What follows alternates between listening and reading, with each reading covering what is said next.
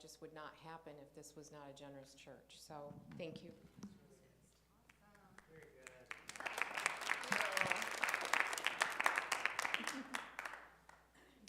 Jake. I don't announce like the basketball team. Yeah. Jake Yeah, 16. All right. Let him give you your perspective. Oh, sorry. Oh, yeah. That's So- not how track is it? Yep, so this is the one that's showing. Oh, okay. And then this is next. Oh, okay. Yeah. Thanks, Aunt Becky. All right.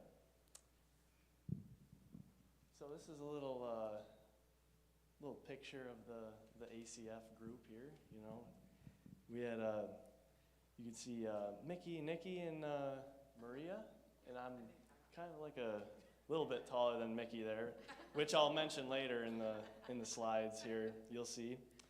And like Mickey said, this is the verse, let each generation tell its children of your mighty acts, let them proclaim your power.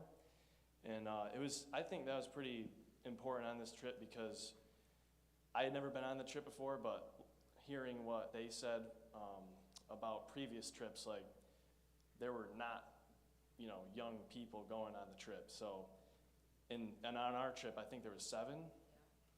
So it was like a huge difference, and I think it was just a great experience for everybody because of that too. So this is kind of, I don't know if you guys can see them that well with the screen, but the one on the left was, we do stations like in the morning, and like that one is arts and crafts basically, which basically consisted of handing out crayons and a little coloring sheet and just let them color away, because they were super, like, they were just so content with it, like, because they don't get, crayons were like a hot commodity, like they were stealing them, like, and it's like, because they don't get any of that there, so it was just really crazy how different it is there than here. And the top one right there, there's so many, that was worship, like what you saw, and that was one of the first days we were there, and I think it was, what was the village? It wasn't Buyella, it was, okay, yeah, yep. And that, oh my gosh, it was electric. It was just, you could just feel like the energy in there, and it was just awesome, like the pure joy of all the kids. And then the bottom one on the right there, that one was just another little classroom with like arts and crafts. So coloring, a lot of coloring happened.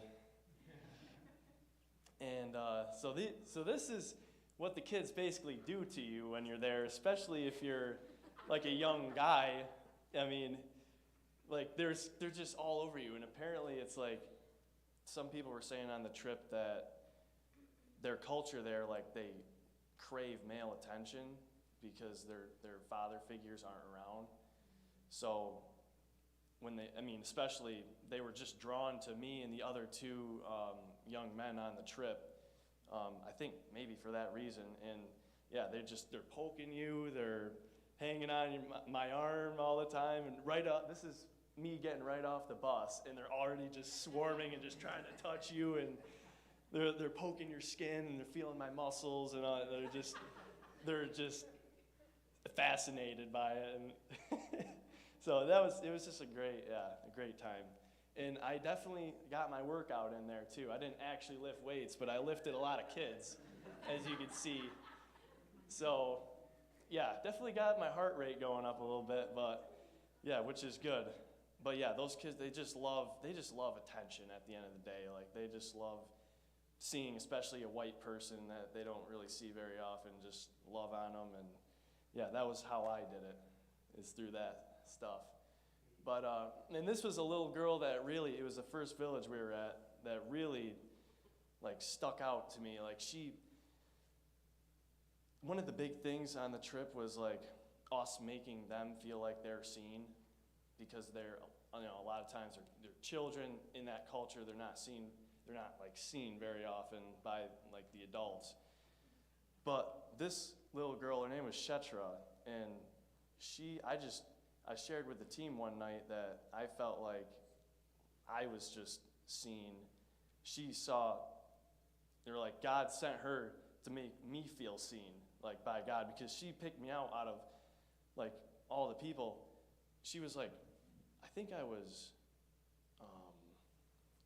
like chaperoning one of the stations, and she was like across the road with her two sisters, and like she saw me and like immediately like just like lit up and like smiled so like big, and just ran right over to me and like came right up to me and like hugged me and wanted me to pick her up. And then honestly for the next 2 days she was like glued to me basically. Like she'd leave for like lunch and when they had to eat, but she'd find me and we'd just do our thing, and she'd just hold my finger in the top left picture you can see like she's just holding one of my fingers, and we're just walking down the road there. Yeah, and there, I couldn't get a video on here, but there's a video that someone took of me like worshiping with her. Like I was like on the side, and she would just love to like just hop up and down. Like I'd hold her hands, and she was just so happy. It was amazing. But to share that moment with it, and I just felt so good. But yeah, she really. And I asked if like she was a sponsor kid, but apparently she wasn't part of David's Kids, because they had a lot of like other kids from like all over the place. It wasn't just David's Kids that were able to attend. So yeah, that was. And then that's my grandma's sponsor kid that I actually saw at the second village we went to. His name's Nick, but it's spelled like Nike, like Nike. And he didn't speak any English, I don't think, honestly, because I didn't understand what he was saying. But he was smiling with me. After my grandma, Mickey introduced me to her. Like he was just like so nice, and he just wanted to hold my hand and just walk with me everywhere, and he just like look up at me and make sure I was still like looking and stuff. And yeah, he would, instead of playing with the other kids, he'd want to be with me and just spend time with me. So that was pretty cool. And then this is on the Lake Victoria trip that we went on the first weekend. Me and Maria right there, great picture. And then I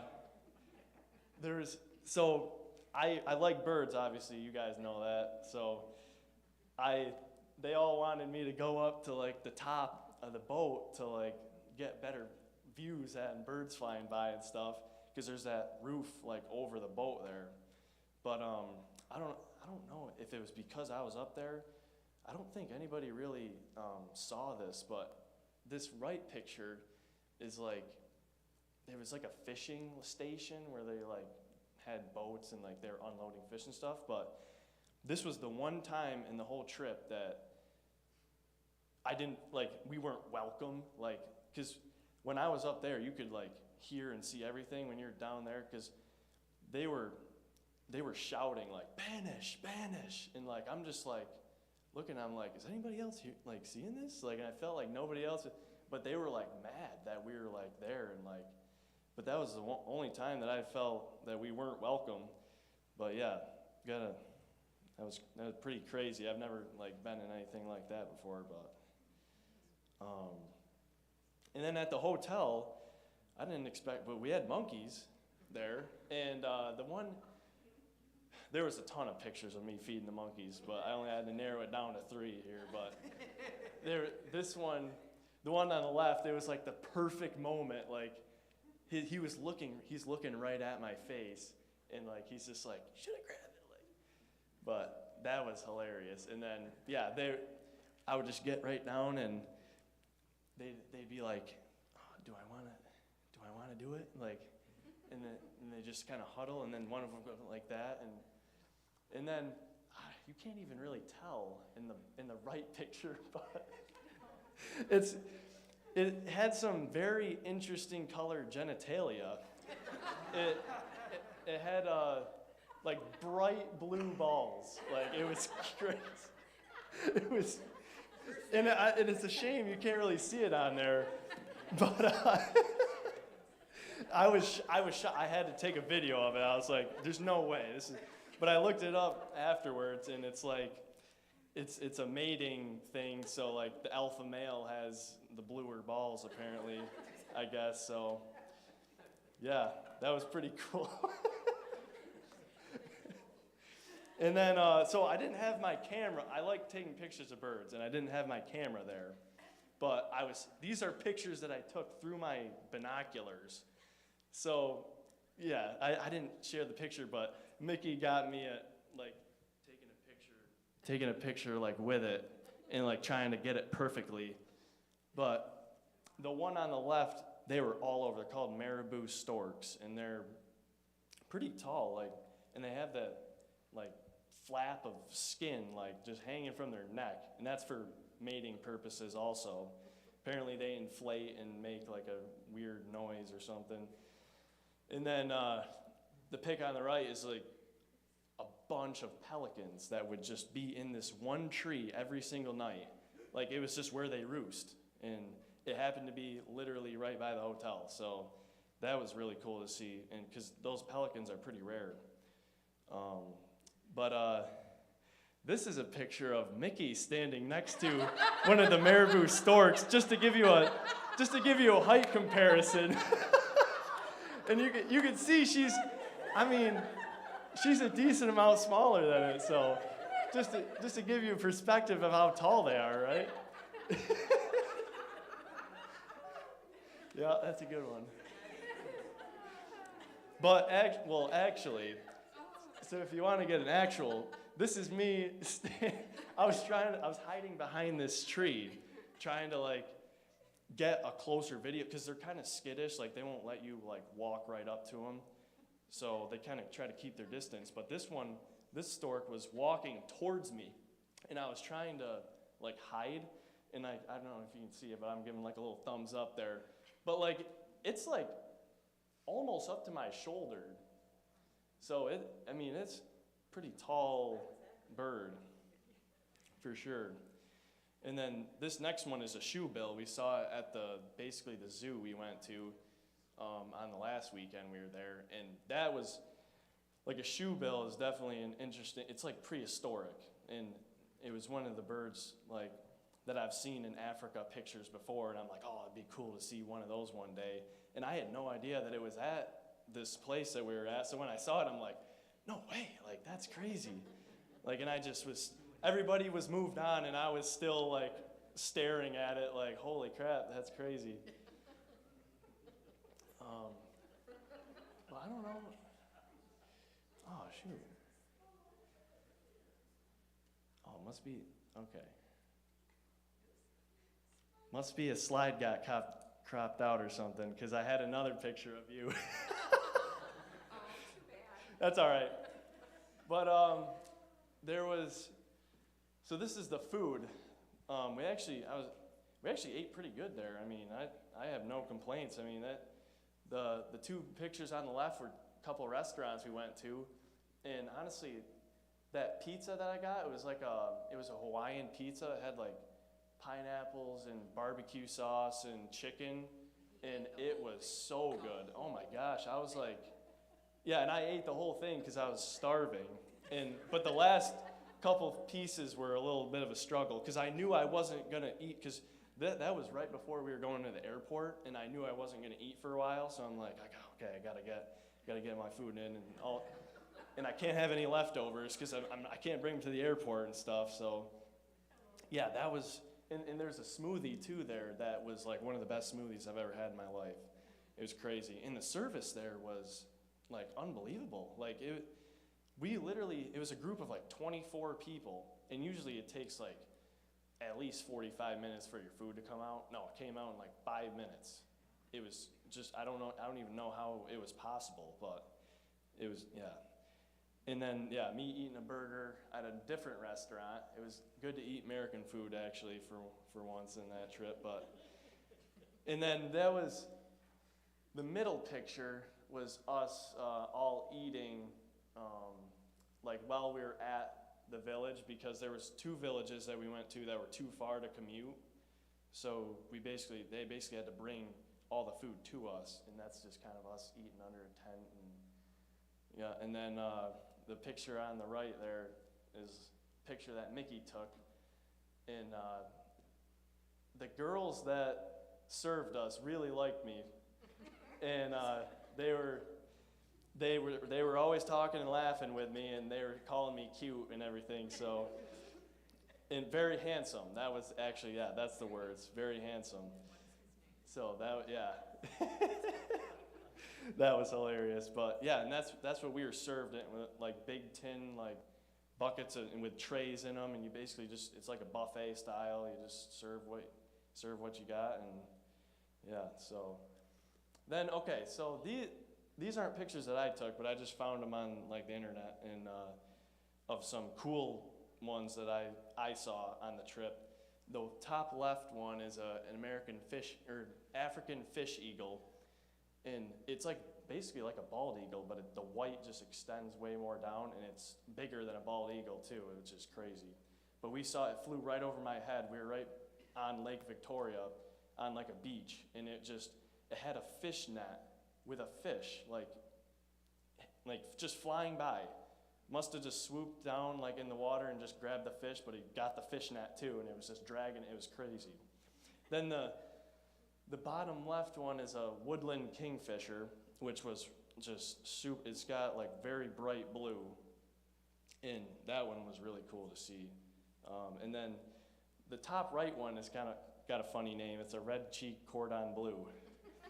I don't know how they name these things, but it's got a red cheek. Yeah, that was a cool one. And then a scarlet-chested sunbird is the last one. That one was pretty vibrant.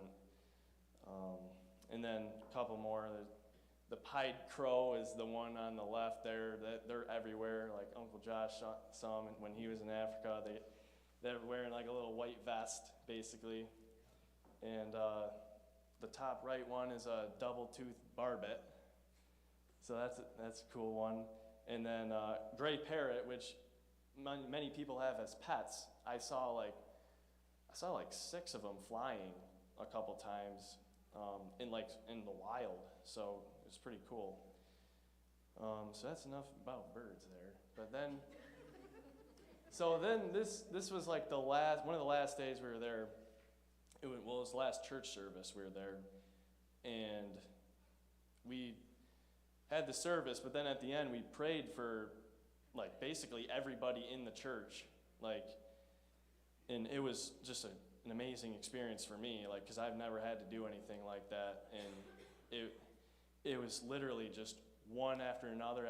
You're praying like rapid fire, and it's like sometimes I'm not the best with words, so I just was like, God, just please, like, just give me the words to say to these people, like, and it happened. So, and then at first, like, there was a couple there was a good amount of people that were walking, but like, then eventually just everybody got up and just got in line. So then we had to kind of condense a little bit. So we had 2 people praying for the same person at once, and then we had to split the lines up into each different group had a line, so just to make things go faster, because we would have been there for hours if we had to do that. But yeah, that was definitely a life-changing experience for me, for sure. And yeah, I just want to thank you for everybody for supporting me and our team.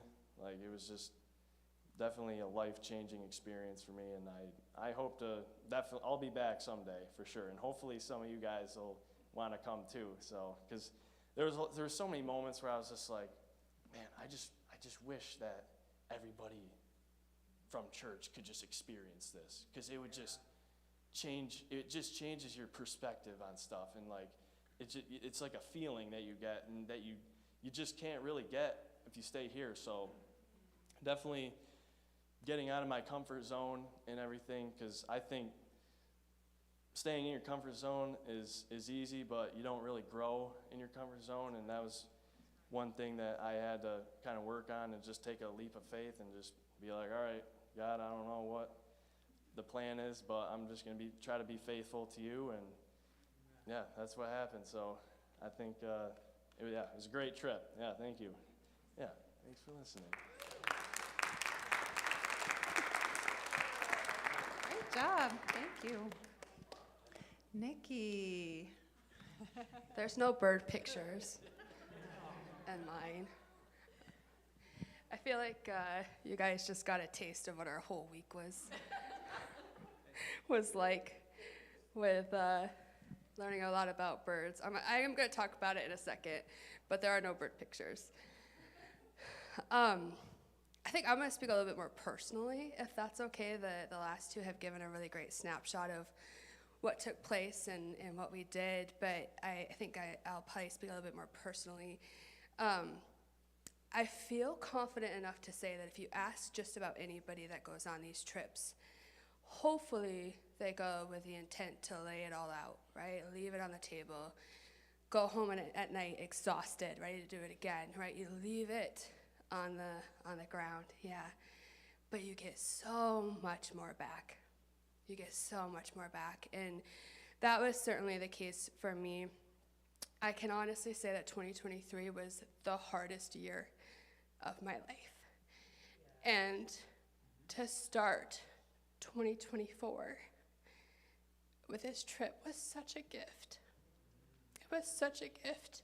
It was so restorative in so many ways, just to see these moments of watching people, of watching unity, of watching God work, of just joy, right? Like you cannot escape the joy that you feel there. And it was just such a gift. If you ever have the itch to do something, whether it's out of the States or in the States, there's just as much need for missions here.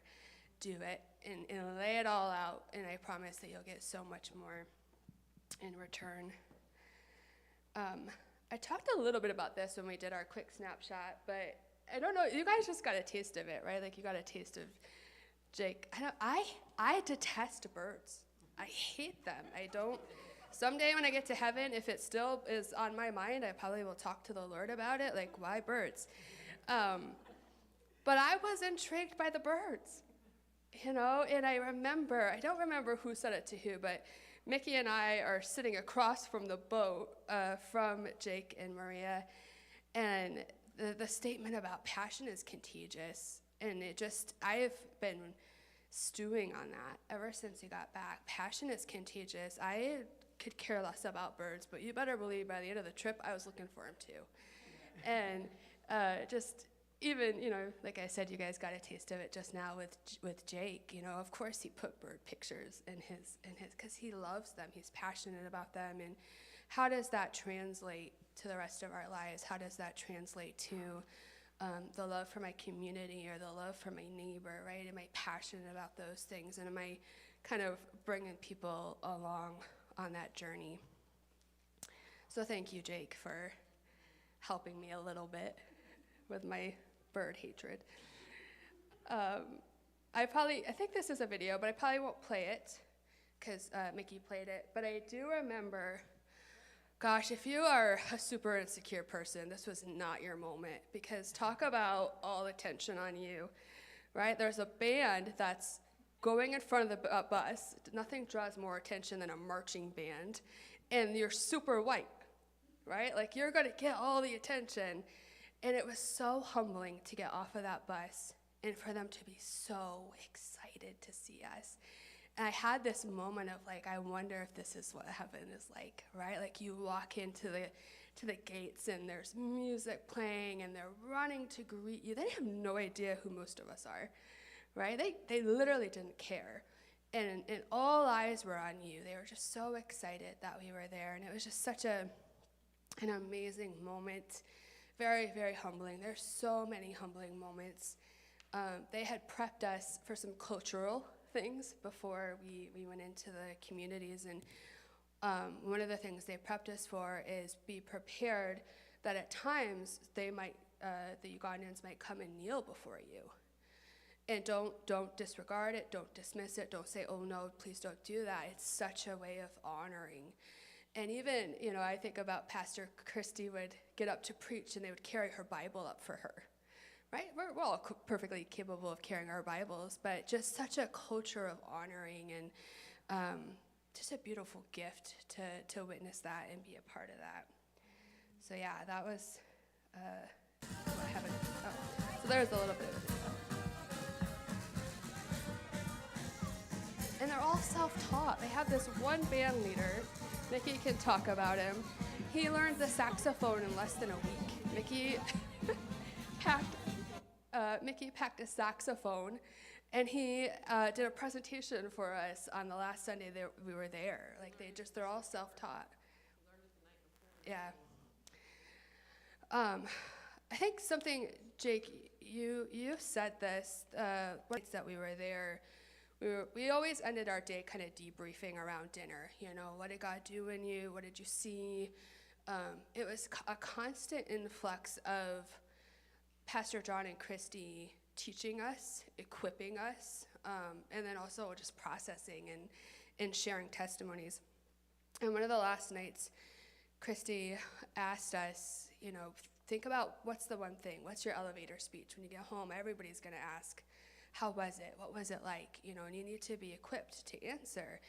And so we all went around and shared, and I think I shared that night about what I shared at church, this idea of you can't take a bad picture, right? Like, look at, gosh, they're beautiful, right? They're so beautiful, and they love their picture taken, and they love to see their picture after you've taken it. But Jake, what you shared, and you just shared it just now, that idea of being seen, you didn't anticipate that. And we were told, look them in the eyes when you get there, because all they want to do is be seen. And that's all you had to do, and you would get those reactions, right? It was just, they lit up. But I had this one situation, it was, Africa's a whole lot of hurry up and wait. It is a lot of hurry up and wait. I tested my patience a lot. God, I had lots of opportunities to test my patience. But I just lost my train of thought. It'll come back in a second. So we were often waiting on the clinic because they were so backed up. So kids ministry would finish what they were doing. We would hang out with kids and then, you know, wait for the clinic to finish up. And there was one day one of the unexpected gifts was getting to know the interpreters. Just such a cool group of typically young people who just love the Lord and love to serve. And I was talking with this young man, Paul, and we were probably talking for about 20 minutes, just standing there. And up walks this little girl, probably, it's hard to estimate their ages because of their development, probably 5, 6 years old. I'd never seen her before. I had no recollection of seeing her before. She just walks up to me and grabs my hand and stands there perfectly quiet while I'm talking to Paul. She doesn't beg for my attention. She doesn't ask for anything. She just stood there. And I ended up taking her up to the clinic just to be seen, just in case there was anything going on. But that idea again of she could have picked out how many people. I had not made any previous connection with her, but she just stood there and held my hand. And what a gift that was to me. I wish I had way more videos. I remember turning to someone and saying, we all need to be aware. We need to be aware that this is a core memory that we're making right now. So again, end of the day, we're waiting on the clinic. I walk around a corner, and there's the young people. The Uganda young people and our young people were always finding each other. And I stood off to the side. They were, I think when I encountered them, they were singing, I think. And then it turned into like a dance-off, totally organic, totally unplanned. And, you know, they would get in, one of the guys would do like a beat on a stool, and they would get up and they would dance. I do have a video of Jake and Mickey. If anybody would like to see them, I did not include them. Neither are good dancers, I will just tell you that. And neither am I. But, you know, it was just this moment of, initially it was just me watching them. At one point, we all took our turn of our 30 seconds of fame in the middle of that circle. Before you knew it, there was probably 20 to 30 people gathered around watching.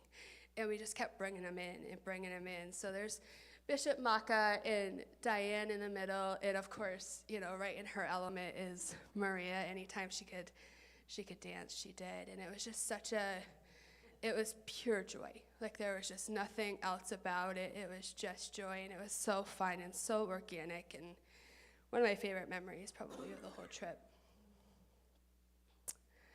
I took it upon myself to sneak into the clinic when I was done with kids ministry. Most of the other people stuck with the kids, but I liked to sneak into the clinic and join the intercessors for a couple of minutes here and there when I could and take pictures. And it was such a gift to see God's people use their giftings, you know, to see Maria shine in literally chaos. And you think about how structured our medical systems are.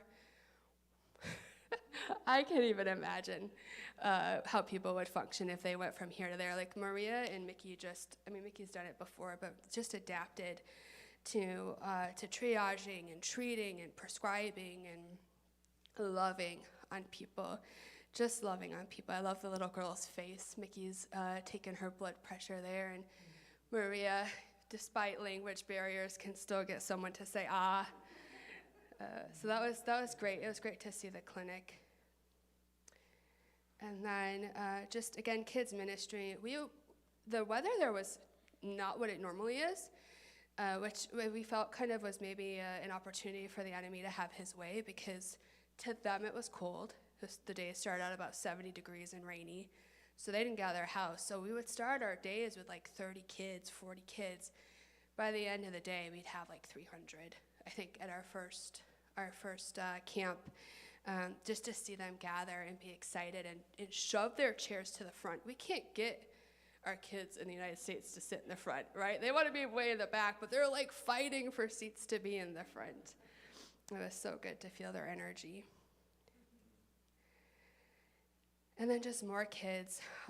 That little baby, her mom was getting prayed for, and I was praying, and I just looked down, and I reached out my finger. I must have looked like the most bizarre creature to this baby.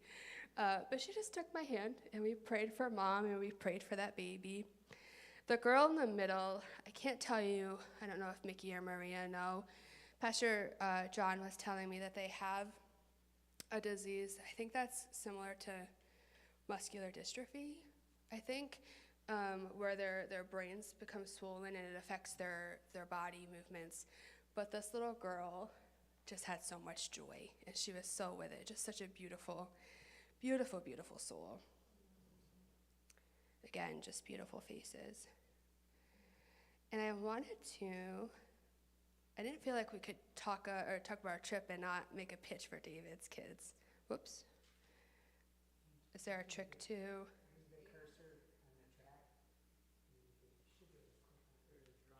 With the mouse pad? It just flips to the next slide. If not, I can just quickly tell about it too.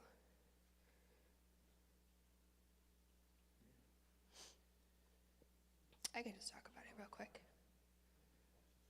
That's not a big deal. That's okay. I would encourage you to check out this website. I would encourage you to sponsor a kid.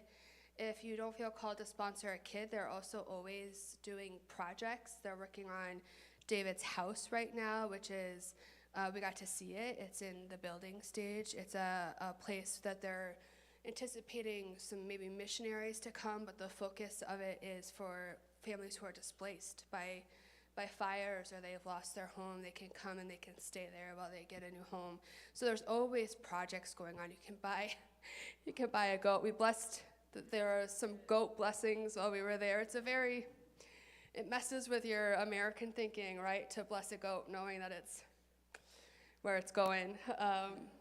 But I would encourage you guys to check out the website. Think about sponsoring a kid. It's $30 a month, a couple of coffees for most of us that we could probably go without. Or if that's not what you feel led to do, think about, a one-time donation, or, every once in a while a donation to a project that they have going on. They are really great stewards of these funds. We saw that in action. So, Maria, do you have anything? I do. Yeah. I do. Real quickly, because a couple things you brought up. right back. Falling for y'all. Just a couple things. One was the one where I'm dancing over here. They were looking for me because what happens is I didn't get to hang out with the kids. So because I couldn't hang out with the children, every minute I got, I would go out and I'd find kids and I was teaching them, love the Lord thy God with all your heart, with all your soul, with all your mind, and with all your strength. And I do that with my grandchildren. So I would do that with these kids, and then I'd have them jump and dance and take pictures and all that crazy stuff, which is really a lot of fun. But the thing, what happened is everybody was doing, I had no idea there's this debriefing or whatever's going on because I'm just too busy running around with the kids. And then somebody's looking for Maria, that you got to get in here, got to come out. And I go, oh, okay, all right, you know. So I'm getting ready to go. And that's when the big circle, I just went in. And everybody's just clapping and so happy. They're like, oh, yeah, woo, you know, and I'm high-fiving everybody and having a great time. Almost peeing my pants in the process. Because you don't have time to do that all day either. And, but that's how caught up I was with children. I just was so caught up with the kids because my heart I just couldn't believe how much they did love us. They really, really loved us. Extremely an honor. It was such an honor to be asked when I was asked by Christy. And I remember being at the women's conference and they asked me because someone couldn't make it or something, and they said they need another nurse. I said, well, let me talk to my husband. And then I saw her in the hallway, and I just gave her a hug, and I do this all the time to people, but I go, you found me. You found me. I did that with Pastor Paul and his wife, too, when they came to my ballroom dance class. You found me. But it was just, so that is a huge honor, And it is an absolute miracle that I am up here because my life was so much of a mess a year ago. By the way, tomorrow is the year, it will be March 1st. It was a year ago, March 1st, that I had a complete delivery. And I have been delivered that whole time. So I apologize if I can't remember what went on with all you guys, because I was so busy with my head that, you know, with what was going on, you know, in my whole life. And the fact that this came about blows my mind. The other thing was, there's a few things that I felt, like the one child with the head condition there.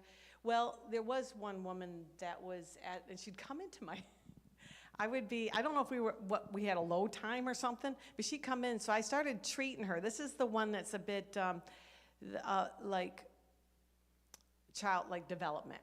Let's just put it that. They're better words. Mentally challenged, I guess, would be a better word. But anyways, she would come up, and I said, well, here, have a seat in the chair. And then I would start treating her, listening to her. And then someone comes up, she doesn't know. And I go, yeah, I know that, but I was just, you know, just being welcoming to this beautiful human. And then, of course, every time I saw her, we'd hug. And it was just, that was a joy for me because I see her. You know, I see you. I know you're there. And more blessed by her than I was blessed 100 times more than I could have blessed anybody. There was a couple other things. Another one was, okay, the first thing I noticed when we were marching in the marching band, of course, oh, get off the bus. I'm completely opposite with you. Oh, yeah, I'm off. I'm going, you know, I was like that, and I was just ready. I was just ready to be a part of it all. And I had a couple kids, and we're walking into the church, and I'm telling you, the Holy Ghost is there. So this is the amazing part to me. This is the part that blessed me the greatest, was that God was there. He was there. He was present. He was huge, huge. And we take for granted and I'm not going to say we, I'll say I take for granted that for how easy it is for me to get to church. How easy it is for me, how I can be whiny coming in, or, oh, I got to sit through another service, oh, you know, and that, I don't do that anymore, of course, but just not even want, but now I run to church anyways because my life is so altered. I'll tell you the story someday. But that is what touched me the most, was God's real. He's here, and he's with these people, and he's got them. And you know, it's the thing about God is that he never loosens his hold on you. He just doesn't loosen it. Once you're his, and he hangs on tight no matter what you're going through, no matter what's going on. He's got you, and he's holding you, and he's not going to let you go, and that is encouraging for anybody, especially a person like myself. So that is the one thing I just love, how he loved them. I love how God was there and how he loved these people and teaching me to love like that. Because I'll tell you, you can't love unless you got God's perfect love in your heart. And I didn't know how to really love people, and it's genuine. It is so incredibly genuine now that I can love and truly, truly, truly love. So boy, did I ever miss my church being away. Okay, another one, I'm sorry, I don't mean to take a lot of time, but another one is, there was that, and then give me a minute because my mind has got to go back to what I can remember. I did share about the little boy last time. And the one little boy, and I don't know his name, and I remember the last day being there, God, please let me see him. Let me see him. Well, I didn't get to see him, but I believe, I do remember prophecy for me. Just remember prophecy for me. And then I can say, what was that? And you'll say prophecy. But anyways, this little boy, couldn't have been about 2, and I got to explain this. I went out because, okay, I get to go see kids. So I went out to see kids, and mine's at the end of the day where they're all just running around, which is great. Love that. And I'm standing there, my attention gets pulled away, and this little boy wraps his arms around my legs. Now, I had seen him in church before. He's like a little man with his hand in his pocket. And then I saw him being held by another girl, and he fell asleep on her lap. But this little boy cannot leave me, and he still doesn't leave me today. I can't get his name. I want his name. But so I believe there is something for him. I believe that there is something for that little boy. He will grow up in a church. He will grow up to be a part of something great, which is, by the way, Jake, you too are another one who is meant to be in a children's ministry as you go from there and up and up and up. And I believe that for your life as well. But this is what happened. I didn't know who Dr. Bishop, MD, it doesn't matter. But anyways, I didn't know this was his son. And Joseph is a guy who worked with me. I don't know how old he is. He wouldn't tell me, so I'm guessing he's really young. But he's learning to be a nurse and everything, and that's great. And I gave him my stethoscope, and I had that stethoscope for a long time. Meaningful, but I said, here, you have it. Because my world's changed. And before I knew it was Bishop's son, I didn't know. He just introduced me to Joshua. I heard it. And I go, this is what, now, listen to me. I don't know this about myself, but I'm learning. But his name's Joshua. I go, oh, okay. So I put my hand on him, and I started telling him that God is not going to loosen his hold on you. You belong to God. There's no getting away from him. And I'm going on and on and on. And I'm sharing this thing, and I get all done, and I'm not thinking much of it. And Joseph goes, thanks for that prophecy. And I go, what? So I feel that God is just constantly leading me to, and I think we all can prophesy. If you don't think you can speak in tongues and you don't think you can prophesy, trust me, you just put your trust in God and you seek those gifts, seek them. And you say, like Janelle had said to me, when you pray for those gifts, you say, God bless the prophecy in me. God bless the speaking in tongues. God bless the interpretation of tongues. God bless the discernment of spirits. God bless healing hands. We all can heal. And God bless the speaking in tongues, prophecy, healing, miracles. Because miracles happen. If you don't think miracles happen, they happen. So I ask that you get excited. This group that showed up today, get excited. Get excited and be ready to share God. Because I'm telling you, if someone's talking about being in pain, okay, I got you. And then go and pray for them. I did that all through that vacation. Someone had a heart problem, and I said, okay, I got you. Can I pray for you? Yep. And then lay my hand. And God has given me so much. My world has changed, people. If I can't say that enough. And I don't think that you have to go on a mission all the way across the country for your world to change. So if you're sitting out there right now, and your mind's like, I'm confused, I'm disoriented, I'm tormented, and I can't, and you've got these hidden things inside, you know what? Yeah, exactly. You can't get away from it. God's got it all. And I'm preaching here, so I'm just going to get. Sorry, I'm just so excited.